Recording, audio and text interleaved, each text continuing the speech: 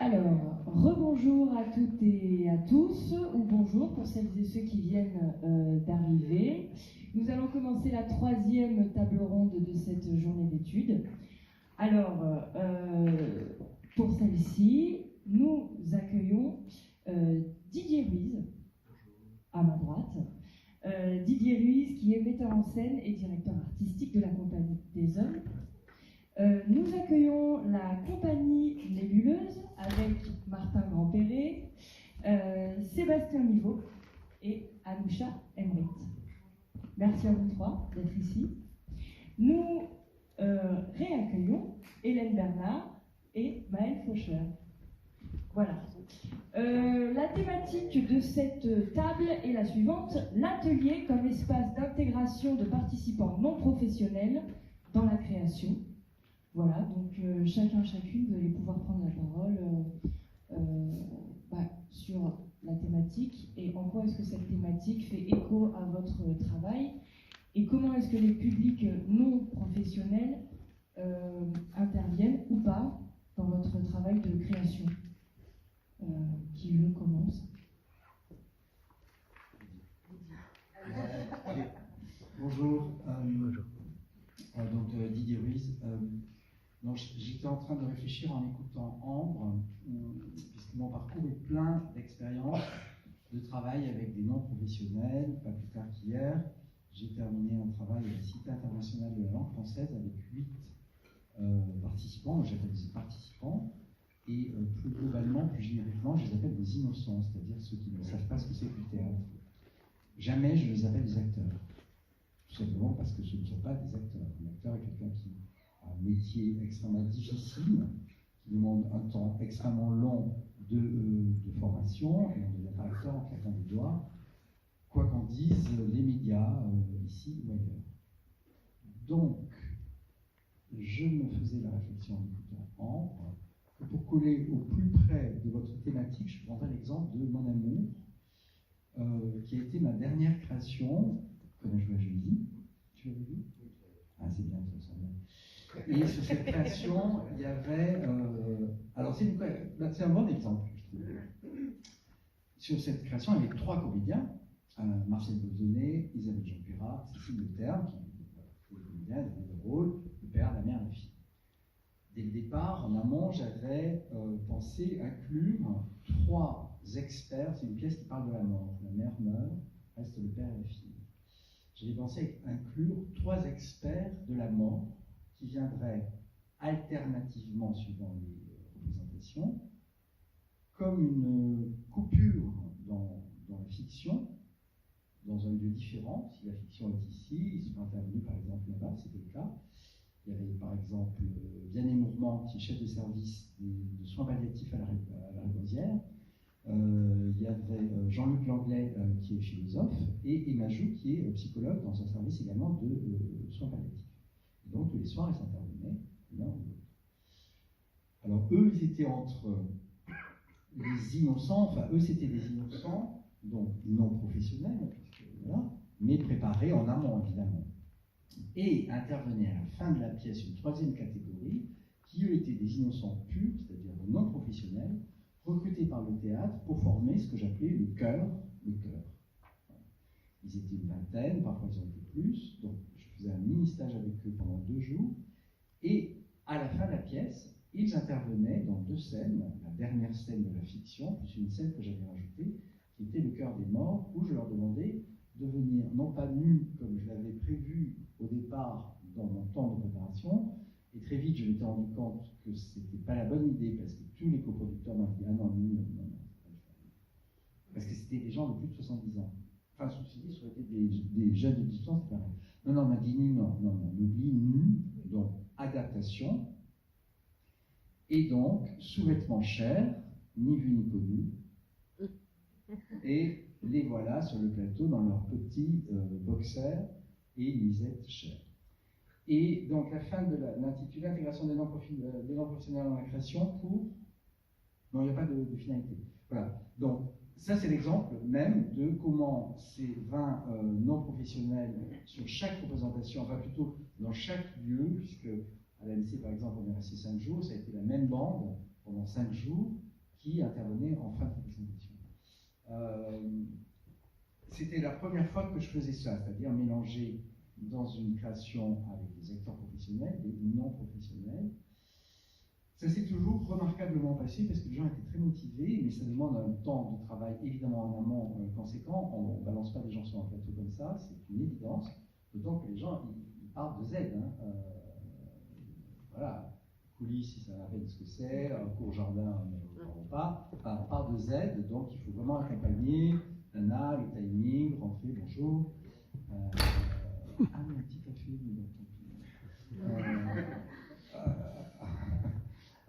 voilà ce que je peux dire là comme ça en préambule. Ça vous va C'est très bien, monsieur.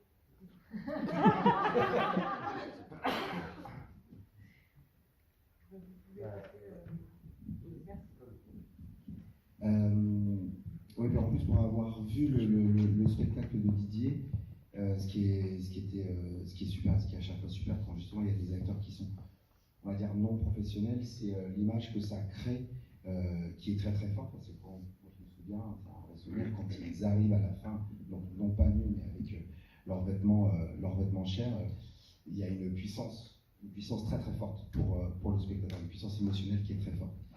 Alors, je ne sais pas si je vais répondre aussi au thème. Nous, dans la nébuleuse, on travaille souvent, on fait énormément d'actions culturelles et on va faire énormément d'ateliers en direction de publics différents et souvent vers la jeunesse. Et il y a quelque chose, en fait, ça fait maintenant à peu près une dizaine d'années qu'on pratique ça, en tout cas pour ma part. Et pour donner un exemple très concret, j'avais travaillé avec des jeunes de lycée professionnel, c'était à la scène nationale de Sénat, énormément de jeunes qui étaient très éloignés de la chose culture, et avec toute l'équipe, on avait fait tout un projet qui s'appelait Éloque en scène, où on les faisait travailler en atelier, on faisait du slam avec eux, on faisait de la danse avec eux, il y avait de la philosophie aussi, on avait invité un prof de philo, travailler avec eux, et on a fait tout un spectacle avec eux, toute une restitution. Et en fait, ce que je leur disais, ce que je vais essayer d'être court parce que je suis très bavard, ce que je leur disais, c'était que quand ils se montaient sur le plateau, évidemment, et Didier a raison, l'idée n'était pas de faire d'eux des comédiens, c'était pas du tout l'objet, mais en tout cas d'entrer sur le plateau et que c'était à eux maintenant, que ça leur appartenait, que c'était leur histoire, c'était leur parole qui allait surgir. Et de ce projet-là est né de cet engagement, nous, qu'on a vu, de la transmission qu'on a eue avec eux et de la puissance poétique qu'ils ont eue avec nous, de ces souvenirs-là, est né, et on ne l'avait pas forcément prévu, est né un spectacle avec Martin et Anoucha qui s'appelle L'exercice du super-héros, où on a raconté cette histoire au plateau de cette jeunesse qui découvrait le théâtre, qui découvrait la parole, qui découvrait l'éloquence, et on en a fait ensuite un objet théâtral, on en a fait un récit. Donc effectivement, travailler avec des personnes non professionnelles au plateau, que ce soit en atelier, que ce soit les mettre comme Didier pour des finalités sur le plateau, ou les travailler en amont avant en atelier, eh bien, c'est pas seulement un aller avec l'artiste et la personne qui est en face, c'est que ça se nourrit. Et nous, de cette nourriture, de ces choses-là, est né un spectacle qu'on tourne maintenant depuis très longtemps. Et donc cet engagement-là, il est des deux côtés et il est très très fort, et parce que ça nourrit énormément. Voilà, moi, ça sera mon petit préambule. Ça va, Ambre ? Très bien. Oui, Marco ? Je voulais dire que David est arrêté. Hein. Super, David. On est il y aura double café pour vous après. Pour tout le monde.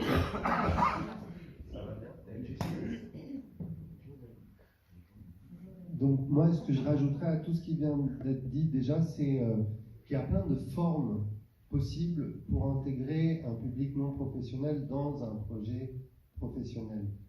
Il y a effectivement le travail de Didier que moi j'avais vu, mais c'était pas sur le même projet, et que je trouve assez impressionnant parce qu'il y a vraiment cette intégration d'un public, de ces innocents, comme il dit, dans un projet qui se rapproche d'un projet vraiment professionnel, qui l'est, on peut dire. Nous, on a plutôt fait des projets où il y a des restitutions d'ateliers, de projets qui durent sur une année, parfois sur moins de temps, et qu'on essaye de mettre dans un cadre professionnel, c'est-à-dire dans un vrai théâtre, avec de la vraie lumière, avec un vrai travail de mise en scène, mais avec à l'intérieur des innocences, ce qui fait que ça ne crée pas un objet professionnel au sens propre, qui n'est pas amené à tourner, qui n'est pas amené à être diffusé, qui va être une expérience souvent qui a lieu une seule fois ou deux fois dans le meilleur des cas. Mais par contre, dans ce travail-là, et ça c'est un peu ce qu'on a fait ces derniers temps, tant sur le super-héros que sur la dernière pièce qu'on a créée cette année, c'est d'essayer d'aller chercher l'écriture à l'intérieur de ces ateliers qu'on va mener. Nous, on travaille sur plusieurs domaines, c'est-à-dire on travaille sur le théâtre, mais on travaille aussi, comme Chaëman, on est danseur de formation, on vient plutôt du milieu de la danse. Et donc maintenant on a même une troisième capacité, Anoucha vous en parlera mieux, qui est un travail autour du graphisme. Et en fait, on va mener des ateliers un peu pluridisciplinaires. Et ce qu'on essaye de se dire, on ne va pas faire juste nos ateliers pour aller faire nos ateliers, on va aussi voir comment ça peut nourrir une création. Donc, des témoignages qu'on va recevoir, mais aussi, par exemple, en menant un atelier, tout d'un coup, il peut se passer quelque chose d'imprévu, quelque chose qu'on va trouver beau, intéressant, ou qui va nous attraper, que des professionnels n'auraient peut-être pas naturellement amené, parce que peut-être ils n'ont pas cette innocence, voilà, dont tu parlais. Et donc, c'est peut-être là, pour moi, qu'il y a un lien qui se fait dans qu'est-ce qu'on tire, nous, en tant que professionnels, de tous ces projets qu'on fait, qui ne sont pas, on en parlera peut-être tout à l'heure, qui ne sont pas toujours simples à mener. Mais on essaye que ça soit à la fois une expérience pour le public à qui on s'adresse, mais que pour nous, ça soit aussi une nourriture artistique pour le projet qu'on est en train de mener. Donc j'essaie de compacter un peu.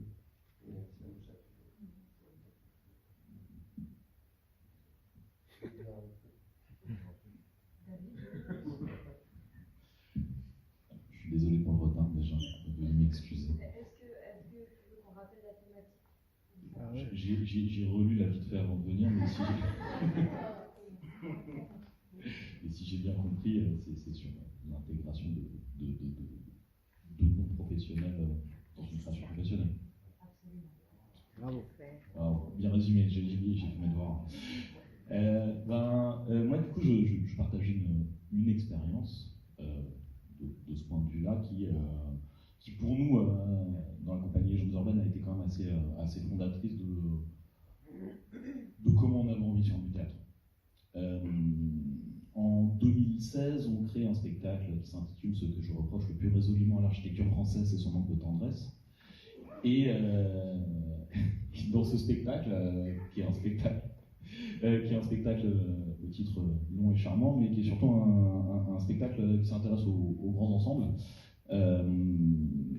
et où, dans ce spectacle, on se raconte, on est trois au plateau, et on est dans l'autofiction de nous racontant trois personnes qui cherchent à se représenter ces espaces-là et qui choisissent d'aller à la Grande Borne, à Grigny, et qui ne rencontrent personne.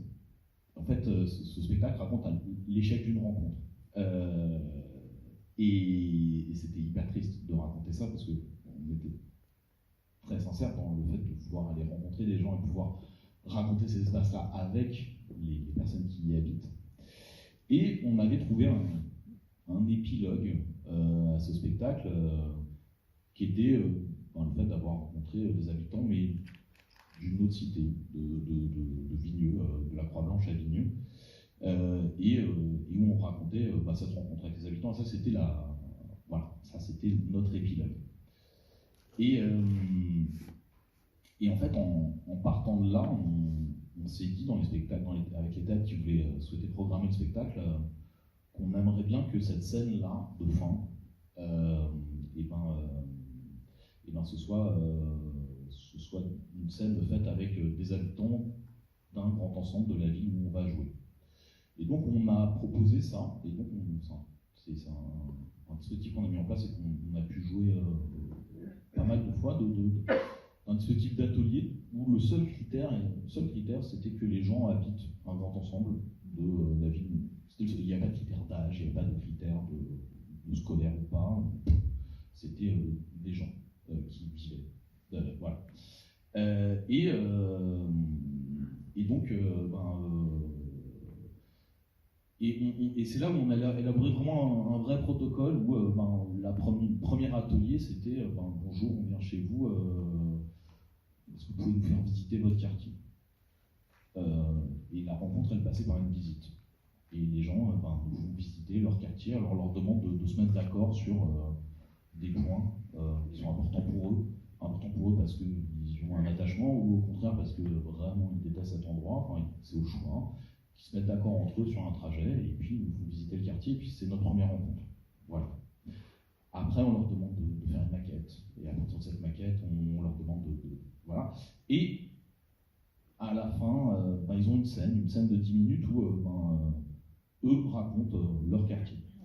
Et dans le spectacle, on arrive à la fin du spectacle, et donc à la fin du spectacle, dans l'autofiction qu'on raconte, on se fait virer par un mec qui nous voit traîner à la grande banque pendant 2 heures et qui nous dit, et c'est un vrai enregistrement qu'on a qu'on diffuse, et c'est un mec qui nous dit franchement, vous avez passé pour des flics, au milieu du parti, c'est pas bon pour vous, enfin voilà. Et là, on trouve toujours une cheville avec le groupe avec qui on a travaillé, et ça dépend vraiment des groupes et du rapport qu'on a avec eux. La cheville, elle change d'un groupe à l'autre, et ça peut être vraiment une cheville d'une participante à l'atelier qui va se lever très vénère, qui va dire mais ouais, mais de quoi vous parlez, vous connaissez rien là depuis tout à l'heure, c'est bon, allez, cassez-vous, on prend le plateau, et ils prennent le plateau. Ça peut être une cheville de cet ordre-là, ou ça peut être une cheville des fois beaucoup plus douce de... Je me souviens d'un mec à Lunéville, il était là, il dit excusez-moi, mais si je comprends bien, vous cherchez à rencontrer des gens qui habitent dans une cité, c'est ça? Si vous voulez, on va vous expliquer, allez vous asseoir. Et ils s'emparent de notre décor et ils refabriquent leur grand ensemble et ils nous racontent leur grand ensemble. Voilà, c'était mon petit partage.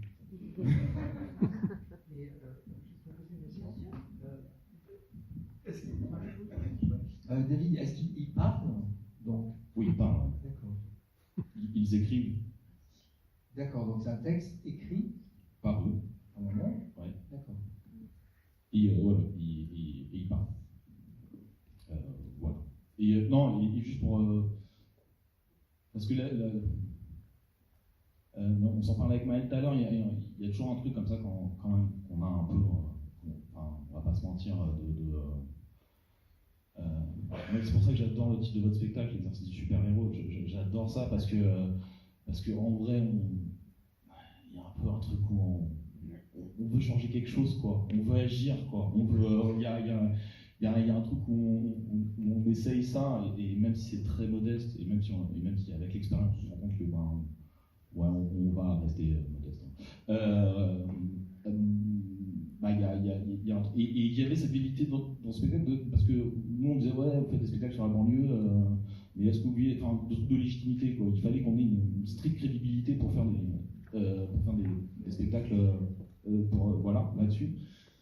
Et moi j'avais toujours tendance à répondre, mais en fait c'est juste que ça vous intéresse pas, que ces sujets-là viennent au centre, que ces sujets-là viennent dans les théâtres, mais à un moment donné, c'est pas parce que vous les connaissez pas que... et il y avait un peu cette vérité-là de dire, je crois que je sais plus, je crois que c'était Stéphane Yana qui utilisait ça tout à l'heure comme expression de mettre la périphérie au centre. Il y a toujours un peu cette question-là, quoi, de dire, ok, on est dans un espace central, on est dans un espace. Même symboliquement, le théâtre, le rideau, le machin, le truc, les fauteuils rouges, comment on fait rentrer dans cet espace central là, et du coup travailler avec des gens, et à un moment donné leur dire cet espace il vous appartient, de la même manière que les cités, les grands ensembles, en fait ça appartient à tout le monde, ça appartient pas que à ceux qui vivent. Enfin, cette espèce de velléité de reléguer toujours, même symboliquement, de dire maintenant en fait, voilà, ça appartient au centre et cet espace-là, on peut le prendre et vous pouvez le prendre. C'est une petite phrase qu'on dit très souvent dans les ateliers, et je pense que tous les intervenants qui l'ont fait le disent aussi, c'est de répéter, et pourtant ça devrait être une évidence que le théâtre, les théâtres, pas en termes d'espace, appartiennent à tout le monde. Et c'est vrai que quand on rencontre ces habitants dans ces quartiers, ou dans ces lycées, ou dans ces collèges, on se rend bien compte que c'est pas du tout le cas. Et pourtant, j'ai l'impression que ces messages existent depuis plus d'1 an, mais ça ne passe toujours pas. Maëlle Faucheur, Hélène Bernard, est-ce que vous voulez dire quelques mots? En fait, vous n'avez pas le Non, alors pour ceux qui n'étaient pas là ce matin, je ne viens pas parler en mon nom, mais au nom de Mohamed El Khatib, qui aurait aimé être là aujourd'hui, mais qui est à Bergame aujourd'hui pour présenter sa pièce Les secrets des vieux. Et donc il a accepté que je vienne un petit peu parler de son travail. Et donc si j'ai bien compris, là on est dans l'atelier participatif de co-création. On a parlé un petit peu ce matin de sa manière d'aborder les ateliers, qui est un peu différente de ce qu'on en voit d'habitude. Et pour illustrer là, le propos de sa volonté de co-création avec les participants, je voudrais l'illustrer par ce qu'il a fait avec les résidents des EHPAD qu'il a rencontrés un petit peu partout en France. Et à partir de ces rencontres, il a fait un spectacle qui tourne en ce moment. Et tout ça est parti d'une résidence assez banale, institutionnelle, d'une semaine, dans un EHPAD qui s'appelait Les Blés d'Or, près de Chambéry. Et en fait,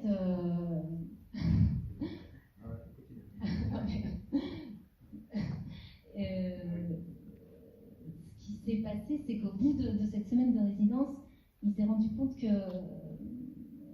ne pouvait pas partir comme ça. On en parlait un petit peu avec Armel tout à l'heure, mais qu'est-ce qu'on fait là? On a passé une semaine avec ces gens-là, on se barre et puis il ne se passe plus rien pour eux. Et c'est très compliqué. C'est très compliqué pour. Ce sera bien que Didier Turage fasse ça après. Et donc ils ont décidé de continuer l'expérience dans cette EHPAD. Et Mohamed El Khatib a invité d'autres artistes, pas forcément des gens de théâtre, mais d'autres disciplines, la musique, la peinture, la photo, etc. Et l'idée, c'était de mettre en place un système de co-création avec les résidents, vraiment de collaboration. Donc, par exemple, il y avait un peintre qui entrait dans chaque chambre et demandait aux résidents, monsieur, qu'est-ce qu'on peint? Et donc, chacun son pinceau, chacun sa voix. Et puis, ça annonçait un dialogue entre pinceau et puis mémoire, et puis histoire, anecdote, etc. Et puis, donc, il y a des tableaux qui sont sortis, pas de toutes les chambres, parce qu'il y a des gens qui ne voulaient pas, bien sûr. C'est pas non plus forcément évident, mais en fait, à travers l'ensemble de ces disciplines, il a réussi à rentrer en contact avec des tas de résidents qui n'auraient pas voulu se livrer autrement que par ce biais-là.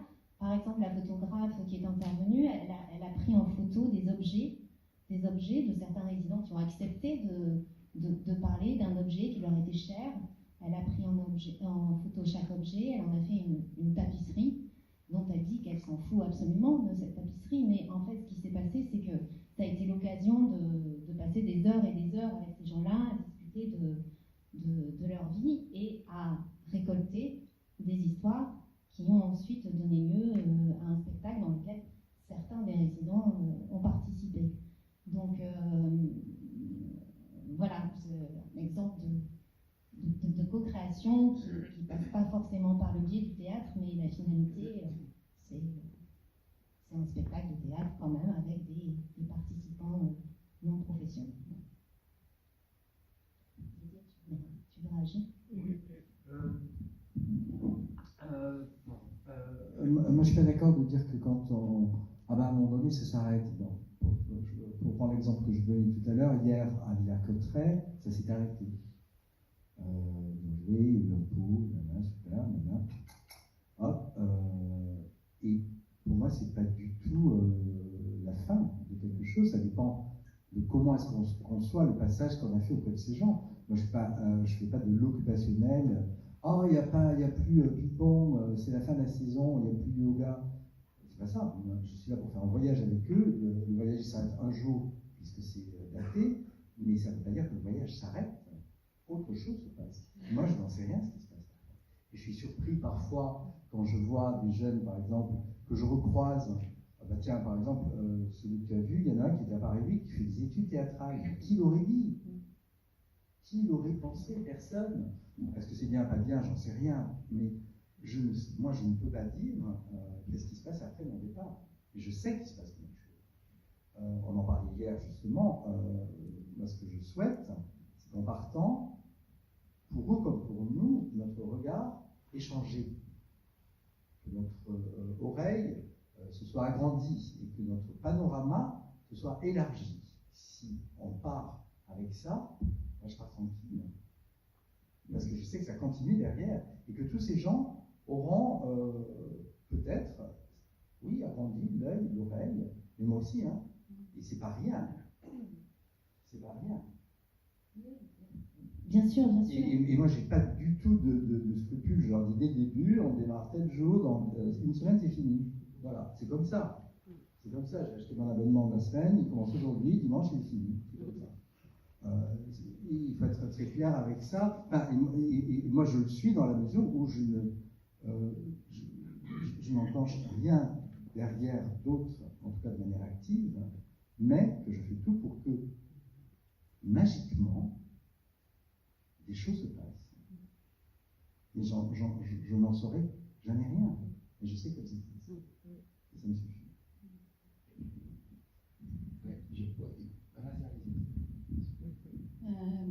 Du coup, juste pour réagir sur ce que tu viens de dire, moi, pendant longtemps, quand je faisais des ateliers théâtre, j'avais l'impression que finalement, effectivement, on donnait, on partageait, et puis à la fin, il y avait comme une espèce de off, un peu comme peut-être même après une création professionnelle, une espèce de petite dépression, une espèce de deuil comme ça. Et à la fois, déjà, je m'y suis habituée parce que c'est des rythmes, mais aussi, je me dis qu'il y a quelque chose, peut-être qui modifie un tout petit peu mon regard en me disant, justement, en fait, il ne faut pas que je le vois comme ça, c'est-à-dire il faut, un peu comme tu disais, qu'après ça puisse continuer. Donc en fait, que je ne sois pas là à insuffler, comme si j'étais le moteur et quand le moteur s'arrête, il n'y a plus rien. Mais que justement il y ait cette idée aussi de partage, de co-création, on alimente chacun en fait cet atelier et donc quand ça s'arrête, finalement on a tous aussi la mémoire, je sais pas, je me souviens de ce que les gens ont dit, d'un coup ça m'apparaît à quel point c'était puissant cette phrase-là, et j'imagine que ce chemin a lieu chacun différemment, mais du coup voilà, je sais pas comment expliquer ça, mais c'est un tout petit pas sur le côté dans un sens, mais ça change quand même notre manière en fait d'être ensemble. Pendant le moment où on fabrique ensemble, on fait des choses ensemble.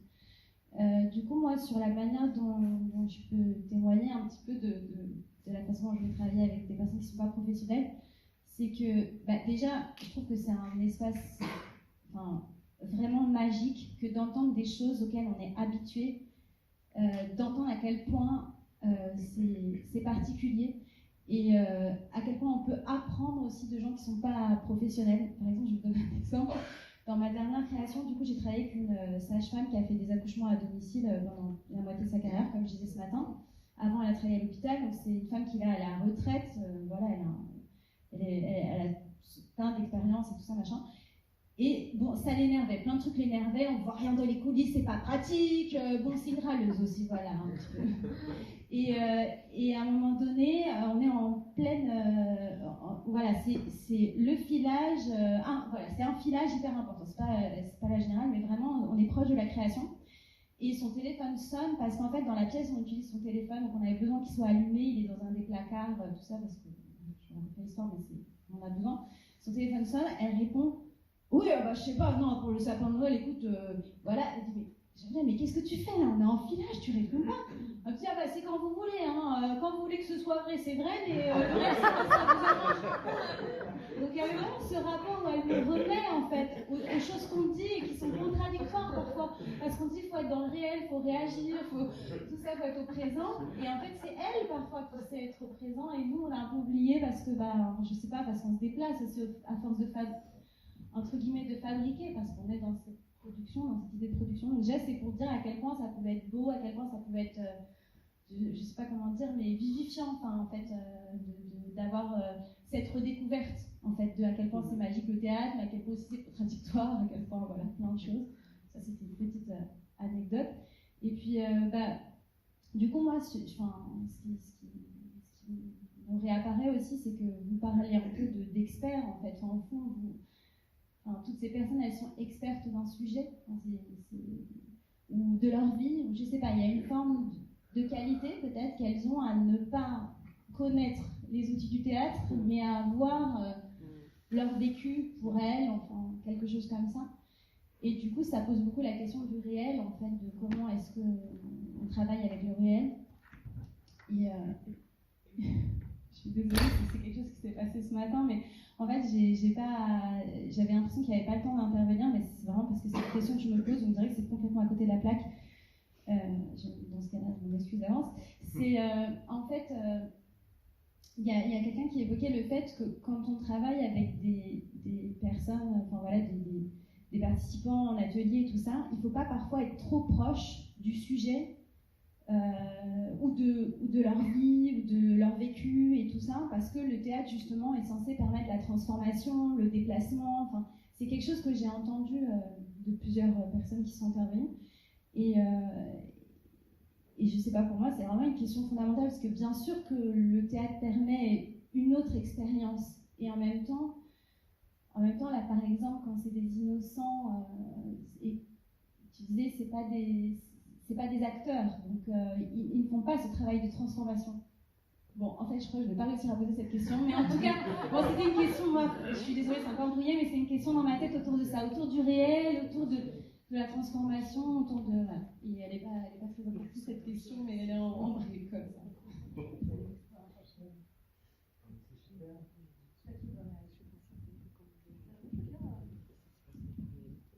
J'ai rencontré toutes vos histoires et toutes nos histoires. Pour aller justement dans ton sens, c'est-à-dire que du coup, on a une projection aboutie d'un objet qu'on a envie de réaliser, et quand on rencontre du coup des personnes qui ne sont pas professionnelles justement, qui n'ont pas toute cette construction qui demande, Didier, tu disais, toute une carrière d'expérience et d'apprentissage, etc. Tout d'un coup, il y a une forme de naïveté qui débarque, mais aussi une forme de non-connaissance du réel dans lequel nous, on est tout le temps, et du coup qui oblige à casser nos propres codes à nous pour pouvoir un peu réouvrir aussi notre manière de réfléchir, l'objet qu'on est en train d'avoir envie de réaliser et d'aboutir. Et moi, je partage mon expérience donc, du coup, dans la compagnie. Depuis 2 ou 3 ans, j'apporte un peu plus le côté art plastique au plateau ou dans les performances auprès de textes, de danse, de musique. Et l'année dernière, j'avais, donc, pour une création plutôt d'œuvres plastiques, rencontré un groupe d'autistes adultes qui travaillent avec moi sur justement l'élaboration d'un mobile. Bref, je passe les détails de tout ce temps de travail de résidence. Et moi, j'avais vraiment mon idée très très claire en tête en me disant on va y arriver. Et en fait, quand je suis tombée face à eux, je me suis dit je vais avoir beaucoup de problèmes. Et je me suis rendu compte qu'il fallait que je revienne au tout début de ma réflexion et que je redécoupe étape par étape pour pouvoir arriver finalement en réel. C'est pas eux qui ont fabriqué l'œuvre finale qui a été installée parce qu'ils n'en avaient pas les compétences, et ça je m'en suis rendu compte en le faisant, donc j'ai fini par le faire moi, mais en fait imprégné de tout leur process à eux que moi je n'avais pas parce que j'étais déjà allée un peu trop loin, un peu trop vite dans le processus. Et ça, je trouve que c'est aussi une manière d'intégrer en fait le rapport au non-professionnel à l'intérieur d'une création, de se souvenir aussi que peut-être qu'on pose des étapes parce qu'on est trop vite dans nos propres pensées, et je pense que ça peut s'appliquer à plein d'endroits.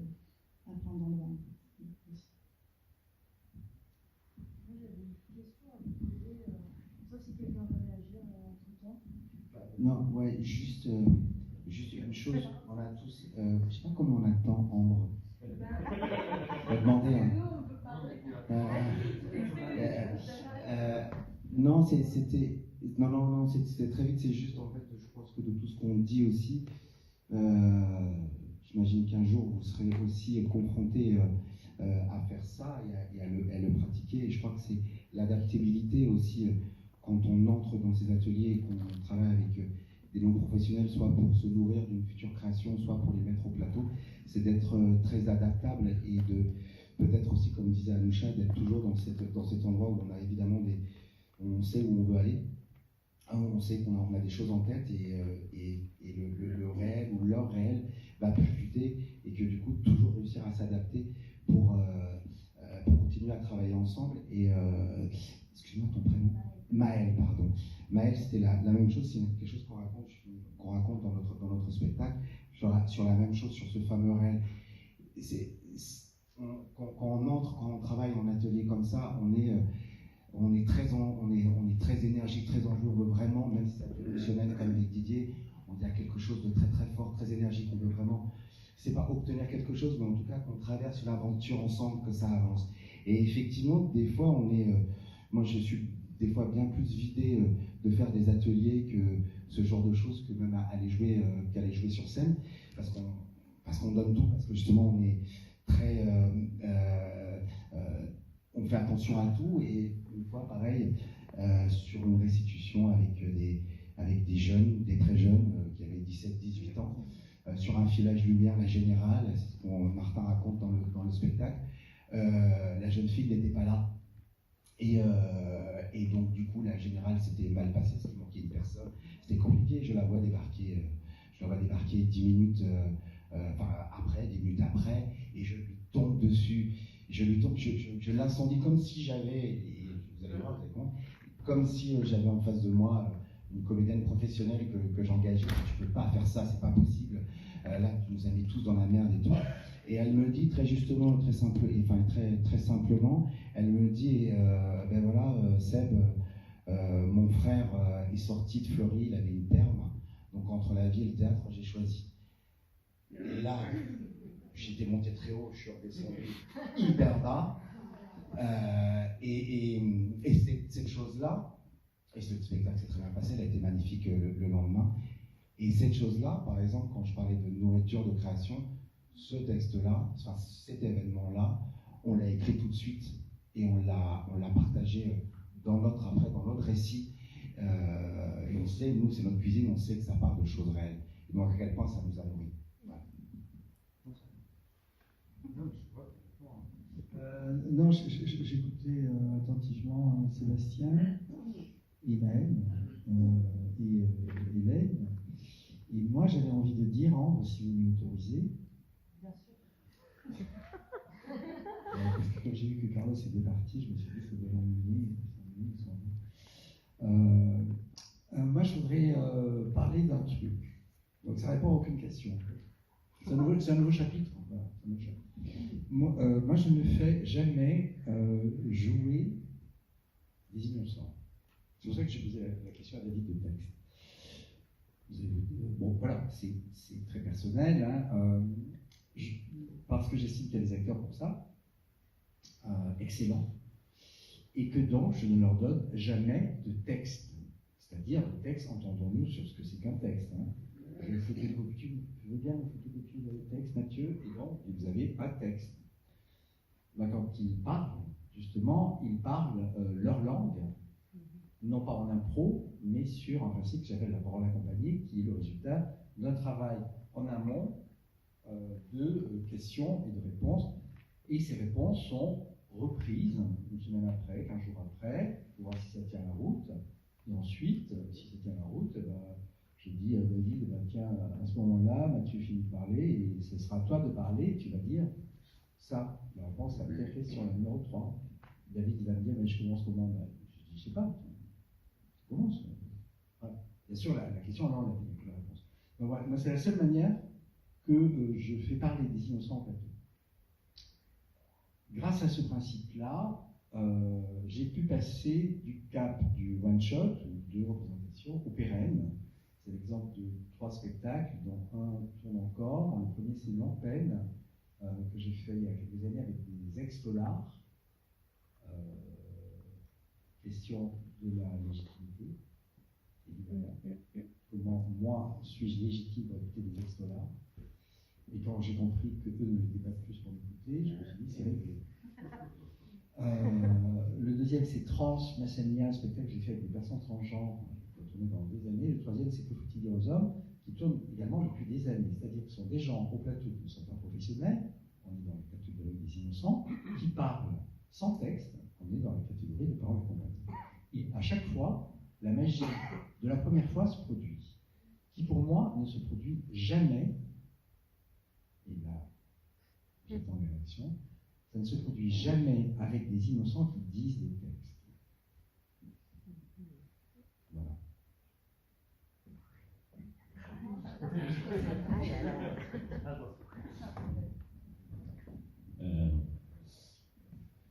Enfin, moi, là où je te rejoins, et ce qui est toujours saisissant parce que nous, on passe par des exercices d'écriture, donc ils écrivent, c'est eux qui écrivent, et quand ils prennent leur texte, on a l'impression qu'il n'est pas debout, quoi. Il y a ce truc-là, et effectivement, il y a ce travail-là après de dire, mais en fait, on s'en fout du texte, c'est toi qui l'as écrit, donc lâche-le. En fait, le texte il permet d'avoir un canevas, il permet ça. Et après, des fois, certaines ont des vraies qualités d'écriture et vont avoir une espèce de langue hyper poétique et c'est dommage ce serait dommage de s'en priver. Mais par contre, des fois, effectivement, tu sais quand tu parles et dans quoi ça s'inscrit, etc. Ça fonctionne mais c'est vrai que on ne dépasse pas toujours l'écueil de non mais ne récite pas quoi, enfin ne récite pas voilà, enfin on ne parvient pas toujours à le dépasser cet écueil là voilà. Et juste pour ta question là, Maëlle, enfin moi en fait j'ai l'impression qu'on il y a toujours mais c'est bien, ça crée du débat d'idées, c'est stimulant, etc. Mais moi je trouve ça un peu artificiel de dire soit il faut qu'ils partent loin d'eux, soit il faut qu'ils partent d'eux. En fait, moi j'ai tendance à trouver cette dichotomie un peu artificielle parce que la question, enfin, dans tous les cas, ils partent d'eux et ils partent d'eux, quel que soit ce qu'on leur propose, quoi. Dans tous les cas, c'est eux. Enfin, voilà, c'est eux avec toute cette beauté-là, de c'est eux et enfin voilà, de ce dont je parle très bien, enfin voilà, et même si nous on leur fait parler de leur quartier, quoi, on leur fait parler de leur quartier, ils parlent de leur vie, non, c'est, enfin, mais en même temps, on passe par des processus où on leur dit, j'en sais rien, juste, prenez le temps de regarder votre quartier comme jamais vous le regardez. Et donc, de se dire, je sais pas, moi, choisissez un endroit et là, de mémoire, dites-moi tout ce que vous voyez depuis cet endroit au cours d'une journée. Et à un moment donné, il va se passer quelque chose. Et après, il y a la question de la pudeur, en fait. Après, il y a la question de la pudeur. C'est qu'est-ce que. Moi, je dis toujours, le curseur de la pudeur, c'est vous qui placez chacune le place où il le souhaite, quoi. Il Voilà, on va jamais aller dire ah non mais si vas-y raconte-moi ça, là ce que tu m'as dit l'autre fois, est-ce que tu peux vraiment aller l'amener et tout Non, je peux dire ça m'intéresse. Mais c'est tout ce que je peux dire. Je peux pas dire. Je peux dire ça m'intéresse. Et voilà. Et au contraire, des fois, de dire, bah, peut-être que, ok, toi, là maintenant, ça n'a pas l'air de te poser de problème de raconter ça. Bah, peut-être qu'on va pas le raconter tout à fait. Parce que peut-être que tu te rends pas compte que potentiellement, en tout cas moi, ça me met mal à l'aise. Voilà. J'ai l'impression que c'est ces deux questions-là qui sont un peu en relation. Forcément, j'ai envie de répondre à ce que tu as dit, mais d'abord sur l'écriture. En fait, j'avais lu Montaigne et je vous avais entendu après un débat à la Maison des Métallos parler justement de la manière de la parole accompagnée, tout ça. Et nous, on a fait beaucoup d'ateliers en prison, ça fait à peu près 15 ans qu'on fait des ateliers en prison. Et du coup, c'était voilà aussi une question dans notre travail de comment accompagner. Parce que du coup, en testant plusieurs choses, l'improvisation, travailler sur des scènes déjà écrites, reprendre des improvisations, essayer de les reformuler à chaque fois. Enfin, voilà, on est toujours dans cette question d'élaboration, de comment on va vers une création. Donc c'était vraiment intéressant de vous entendre parler. Du coup, c'est riche aussi d'entendre avec la distance du temps qui s'est passé. En fait, moi je suis complètement d'accord avec le fait que le texte devient parfois un obstacle, alors qu'il était là pour aider normalement à se souvenir de ce qu'on avait envie de dire et ce qui était vraiment important pour nous. Et du coup, je trouve que, en tout cas pour moi dans mes spectacles, ça dépend vraiment des personnes. Je vais m'adapter en fait. Par exemple, je me souviens d'une personne avec qui j'avais travaillé où ça fonctionnait en fait de donner des thématiques, de se fixer dessus, ou ça pouvait fonctionner d'écrire et la personne se sentait la liberté de reformuler en fait le texte. Et parfois, par exemple, Geneviève dont je vous ai parlé, elle est hyper bavarde et du coup si je la laisse, moi j'étais obligée d'écrire hein, et je lui dis il faut que tu dises le texte, je sais qu'elle va pas le dire mais au moins on est d'accord sur quelque chose. Donc il y a aussi des fois de s'adapter en fait, de comprendre comment la personne fonctionne, enfin je sais pas comment dire ça autrement, mais comment est-ce qu'elle se met au théâtre, comment est-ce qu'elle se remet en jeu, comment elle remet en jeu sa parole, comment elle remet en jeu ce qu'on a répété en fait. Et qu'est-ce qui est le support le plus juste, parce qu'en fait on est tous assez différents, parfois on a besoin que les choses soient écrites, parfois on est très fort à l'oral, parfois... Donc en tout cas moi j'ai cette sensation d'essayer de devoir essayer de comprendre comment les gens fonctionnent, plus ou moins bien, je pense que des fois je comprends plus ou moins bien, mais voilà. Et sur... après, David, sur ce que tu disais, en fait, je vais donner un exemple hyper concret. Je donne un cours à la fac qui s'appelle « Nous, étudiants et étudiantes en théâtre à l'Université Paris 8 ». Donc, c'est autour de ce que les étudiants ont à dire, voilà, qu'est-ce qui leur semble important de dire sur eux, sur le monde d'aujourd'hui. Et par exemple, une question que je pose, c'est quoi une expérience qui vous caractérise ? Et dans le cadre de ce temps de parole, en fait, échangé, mais où les gens aussi devaient écrire, réfléchir avant à comment ils avaient envie de formuler leurs réponses, il y a une jeune femme qui parle de l'inceste qu'elle a vécu. Et pour moi, c'est OK. Je me dis, si c'est OK pour les autres, c'est OK pour moi qu'elle en parle, parce qu'il n'y a pas de sujet interdit. À partir du moment où je pose une question, pourquoi j'aurais le droit de dire ça, on n'en parle pas ? Ça, pour moi, c'est vraiment une question. C'est qu'est-ce qu'on a le droit de dire, à quel endroit on doit placer justement l'endroit de la parole. Parce que moi, j'ai cru que c'était OK dans cet atelier, donc elle en a parlé, on a continué, etc. Et à la fin, il y a des étudiants qui m'ont dit, mais c'est pas possible en fait, ces gens-là avaient besoin d'un psy. Enfin, ils avaient l'impression qu'on déplaçait et qu'on n'était pas dans le théâtre, qu'on était dans quelque chose qui était de l'ordre de la thérapie, de l'ordre d'autre chose que le théâtre. Alors que pour moi, évidemment, à partir du moment où on le dit sur un plateau de théâtre, on sait qu'on va faire du théâtre, parce qu'à la fin on fait une restitution, enfin, on ne peut pas être dans la thérapie, quoi. On est forcément dans le théâtre, puisque c'est le cadre qui fait le sens de ce qu'on propose, en fait. C'est l'endroit où on le fait, c'est pour qui on le fait, c'est... Voilà. Mais je pense que c'est vraiment une question qui peut se poser à différents endroits, et après, c'est comment est-ce que... là, moi, c'est des questions d'intervenante. Comment est-ce que peut-être je me suis pas rendu compte que c'était pas OK, peut-être c'était trop difficile d'exprimer que c'était pas OK. Enfin, bon, voilà. Comment accompagner du mieux possible des choses qui parfois peuvent être de manière intime dérangeantes, et en même temps ne pas non plus brimé, enfin, en disant ça, c'est pas possible, par exemple.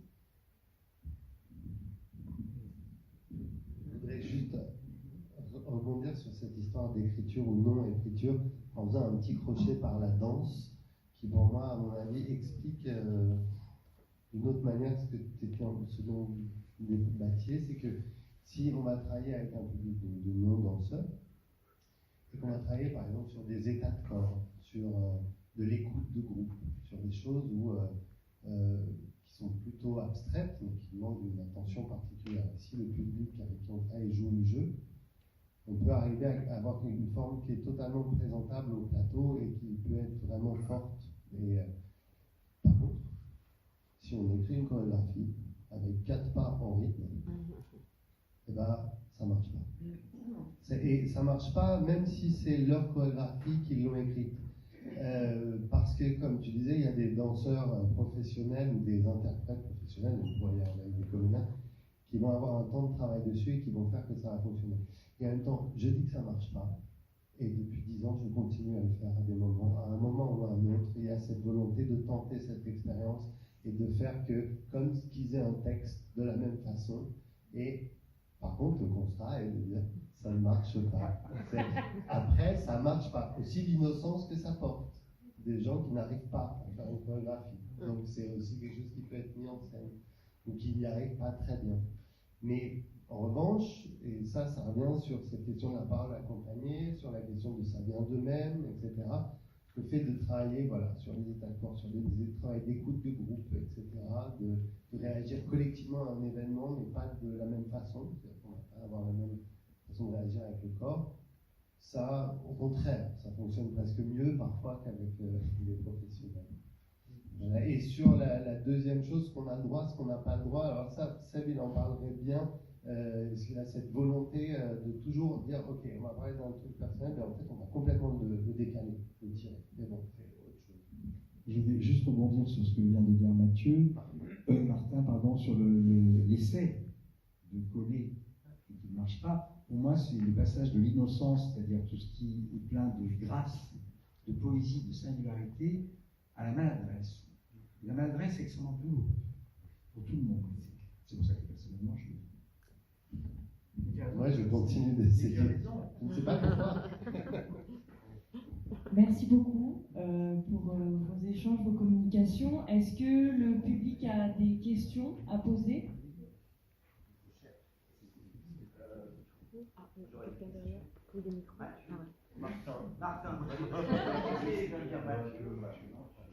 Faudrait. Attends. Non, mais je vais parler fort. Tu parlais, dans ta première prise de parole, d'accident d'atelier qui pointe, pas d'accident d'atelier, mais quelque chose que les non-professionnels vont faire en atelier et qui vont aller nourrir ta création. Est-ce que tu aurais un exemple concret? En dehors de j'ai choisi la vie plutôt que le théâtre parce que et là qui est carrément textuel, mais il y a quelque chose, un état de plateau ou quelque chose qui s'est passé. J'ai pas d'exemple très concret, j'ai l'impression que j'en ai plein en fait aussi. C'est-à-dire qu'il y a la dernière création, 24 Cités des Promesses, ça parle à la base, ça parle du voisinage et de l'individualité à l'intérieur de la foule et des grandes villes. Et en même temps, on a construit ce projet en parallèle d'un projet dans une ville où je sais que je ne suis pas le seul à être allé, à Athis-Mons, dans un quartier particulièrement compliqué, avec une mairie particulièrement compliquée. Et on a essayé de récolter beaucoup de témoignages en se disant ça va nourrir notre pièce, on va parler du voisinage, etc. Et on s'est rendu compte que, en fait, ça nous saoulait. Et qui nous ont parlé d'autres choses. Mais ces choses dont ils nous ont parlé ont nourri les textes qu'on a écrits après. Je ne sais plus, il y a des exemples précis, je ne les ai plus en tête, mais où effectivement ils parlaient du voisinage, mais en disant ils laissent les poubelles là, moi je ne peux pas sortir, donc vous voulez qu'ils foutent. Voilà, et après on a retransformé, on a réécrit. Après, moi, sur la chorégraphie, les accidents que je vois avec des non-danseurs, ça c'est génial. C'est-à-dire, je leur donne une consigne, je crois qu'ils l'ont compris. En fait, ils l'ont pas compris et ils me trouvent une nouvelle consigne. Donc, je vais pouvoir utiliser avec des professionnels. Par exemple. Mais des exemples vraiment concrets, peut-être t'en as, Seb, ou toi? Sur notre dernière, sur 24, c'était les problèmes dans ce fameux. On l'a tous fait, hein, cette ville à Tismos. Et on a réussi à s'en sortir comme on peut. Non, ce qu'on aime beaucoup, c'est il y a beaucoup de danse et aussi beaucoup d'écriture. Et sur les témoignages, c'est ça, je sais pas aussi, c'est quelque chose nous qu'on aime bien faire, c'est de prendre le temps qu'ils écrivent.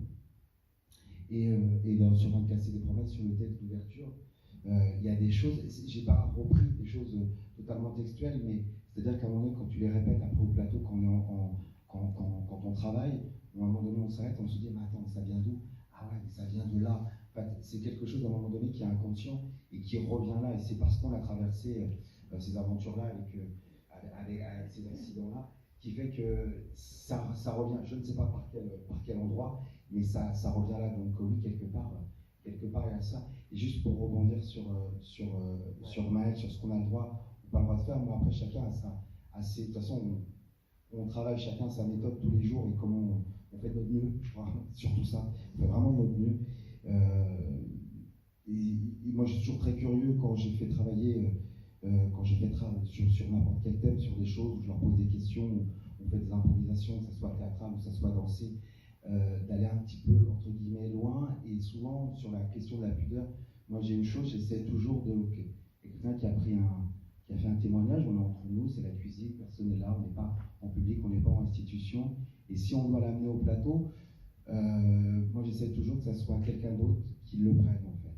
Et qui prenne la responsabilité de ce texte-là, de ce témoignage-là. Et c'est là où arrive le théâtre pour moi. C'est-à-dire qu'en fait, on a le témoignage d'une personne qui nous raconte ça, et donc c'est troublant, c'est fort, ça peut se rapprocher de quelque chose de la thérapie, ou enfin, en tout cas quelque chose un peu, peut-être des fois mal à l'aise.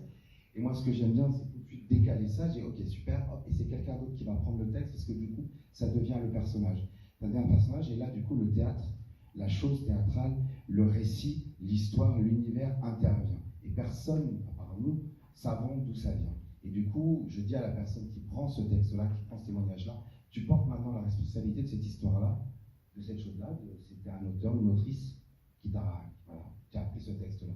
Et du coup, ça devient autre chose, et ça permet aussi, je trouve, de libérer et de créer un univers. Voilà. Est-ce qu'il y a d'autres questions? Sinon, moi j'ai une question. Eh bien, je pose la question. Moi, j'aimerais savoir comment est-ce que vous rencontrez vos publics. Est-ce que vous allez les chercher? Est-ce que ce sont eux qui viennent à vous? Est-ce que ce sont des publics volontaires, contraints? Et selon les situations, j'imagine, mais peut-être pas, que ça limite les possibilités. Par exemple, un public contraint, est-ce qu'il peut être aussi facilement être amené dans une création professionnelle comme vous avez pu faire, Didier Ruiz, ou pas?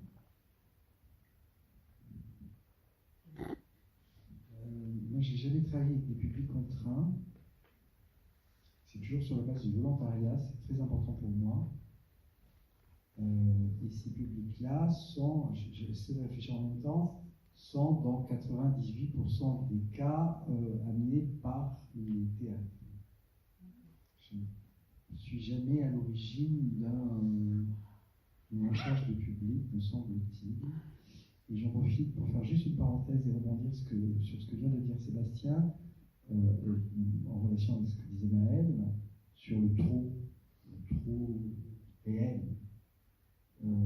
Sébastien dit, là je le donne à quelqu'un d'autre, et il y a déjà une copie. Moi je fais autrement, je me dis toujours, comment je sais que ce que tu me racontes c'est vrai? Je ne suis jamais sûr. Mon peine, je ne suis jamais allé vérifier que ces gars avaient braqué des banques. Je ne me suis jamais autorisé à aller voir, taper, machin, il a pris combien d'années. Donc moi, il me le raconte, je considère que c'est vrai, mais je me dis, peut-être que c'est pas vrai. Que c'est déjà un mensonge. Mais ils le font tellement bien que je crois.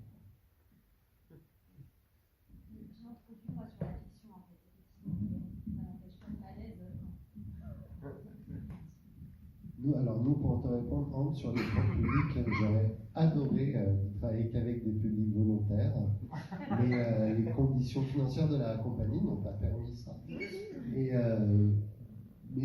on a fait, je crois, de cette contrainte de travailler avec des publics captifs, c'est ça le mot utilisé par le ministère, un joli mot. Des publics captifs et non pas contraints.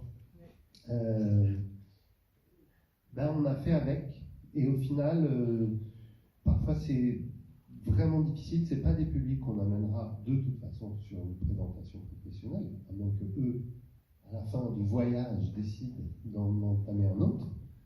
Mais en général, par contre, il y a une restitution, et quand c'est des publics captifs, ce qui me concerne, je pense que je ne leur impose pas la restitution. Car je dis, ceux qui veulent participer, participent. En général, 2 jours avant la restitution, ils veulent enfin tous participer.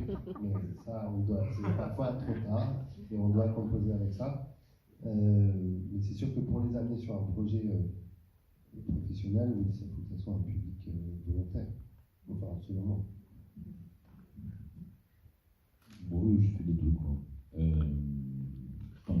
Non, mais sur l'exemple que je donnais tout à l'heure sur le spectacle Manque de tendresse, cette scène finale, on l'a montée avec des groupes de volontaires, donc en général c'est plutôt des adultes dans ces moments-là. Et effectivement, c'est pas la même relation qui se crée qu'avec une classe de 3e. C'est pas le même type de relation, mais moi j'aime beaucoup les deux relations. On est sur des natures de relations très différentes, mais moi j'aime beaucoup les deux. Il y a un truc avec les publics captifs ou contraints qui est. C'est-à-dire que dans tous les cas, l'expression du voyage a été utilisée à pas mal de reprises, mais dans tous les cas, il y a voyage, dans tous les cas, il y a un point de départ et il y a un point d'arrivée qui est ces personnes-là qui vont venir avec nous sur scène. Et très sincèrement, c'est pas les mêmes difficultés, mais c'est 2 difficultés différentes. Enfin, j'ai pas de, enfin voilà, j'ai du mal à me dire, ouais, enfin voilà, fait des classes de 3e à Mantes-la-Jolie, à Dijon, à Créteil. J'ai fait des publics à Soissons, des publics volontaires à Soissons, à Lunéville, voilà. C'est pas, mais on n'écrit pas la même chose aussi. Dans un cas, on a 30 personnes, dans l'autre cas, on en a une petite dizaine. Du coup, on n'écrit pas de la même manière. Voilà, en fait, on arrive avec des écritures différentes aussi. Parce que il y a aussi le nombre qui joue tout simplement, quoi.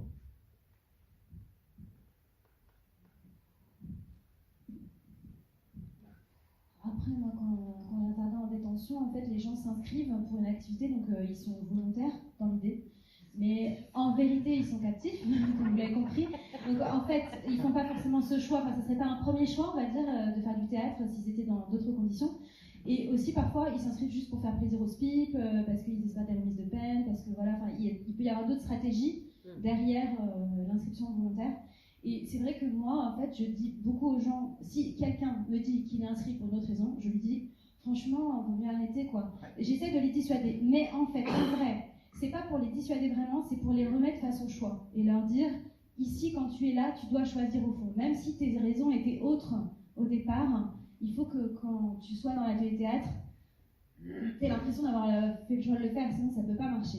Et du coup, en général, il reste. C'est plutôt rare, les gens. Enfin, en fait, j'ai l'impression que plus tu dis à quelqu'un, non, mais si ça t'intéresse pas, va-t'en, plus il reste.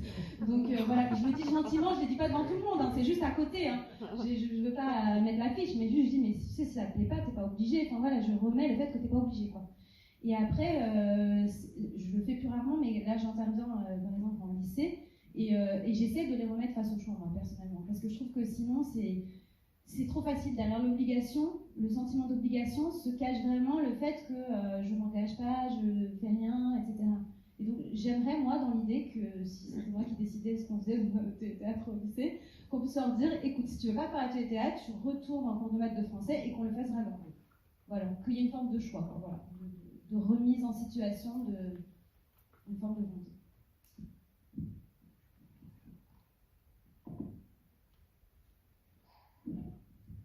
Plus de questions de votre part? Non. Bon. Une seule question. Je crois que le temps est écoulé de toute façon. Oui. Eh ben oui. Eh ben c'est super. Merci beaucoup. Merci à vous pour notre